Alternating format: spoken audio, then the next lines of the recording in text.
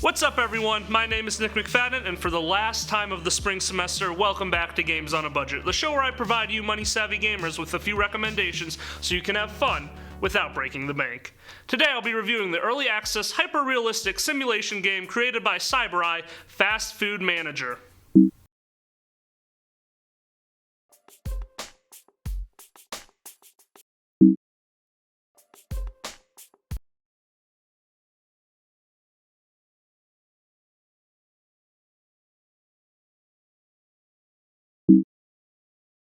As you can see, that game did not work, so do with that information what you will. You know what? I'm gonna pivot. Let's do a different game. Let's take it from the top. Today I'll be reviewing the pixelated colony sim created by Paleon. In this prehistoric indie game, you are charged with managing a colony of settlers and seeing them through multiple eras of humanity. You start in the pre-Stone Age.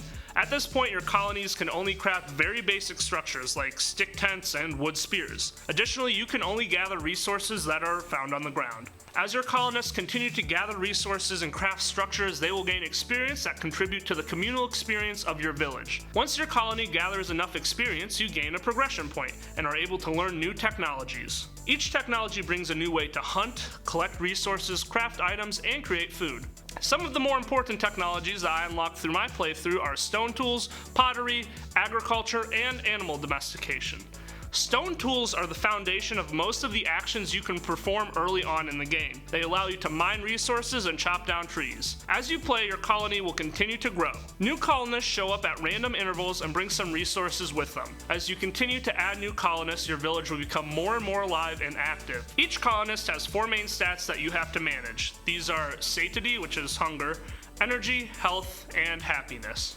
Early on, managing these stats was much harder, but as agriculture started to grow, we started to utilize more fish traps, the food supply stabilized. Once your colony reaches a point of stability, you will start to accumulate excess resources very quickly. That is why it's important to make sure you have enough storage space. To my knowledge, there is only one type of storage structure in this game with a capacity of 200 items, so you'll probably have to create a lot of these as you progress. This game has a pretty wide range of resources. It's no Minecraft, but it serves its purpose. While I did enjoy this game for the most part, there were quite a few issues with it. Firstly, there was no tutorial. It took me about 15 minutes to get my bearings in this game. The next major issue I had with this game is that the religious structures in this game have no value whatsoever. The happiness of my colonists never got to the point where the temple I constructed became useful. I have the same feelings about burial structures. My villagers never came close to death, and trust me, that has nothing to do with me being good at video games because, spoiler alert, I'm not good at video games. Also, this game had no soundtrack. I ended up listening to Spotify in the background to fill the void. Additionally, there were a few bugs like technologies being available before they were supposed to, delayed recognition of command by the AI. The most frustrating bug was when I would have buildings queued and have enough resources to build them, but my colonists would just stand around. In general, this game has a lack of content and variety. However, I do think this game's potential is very strong. It was released in pre-alpha on April 22nd, and the developer has a lot of big plans for the game moving forward. These plans include new biomes, seasons, a trading system, enemy tribes, more technologies and eras including the Industrial Revolution, improved automation, and finally, a random event list. The developers estimate that the game will be in early access for at least a year.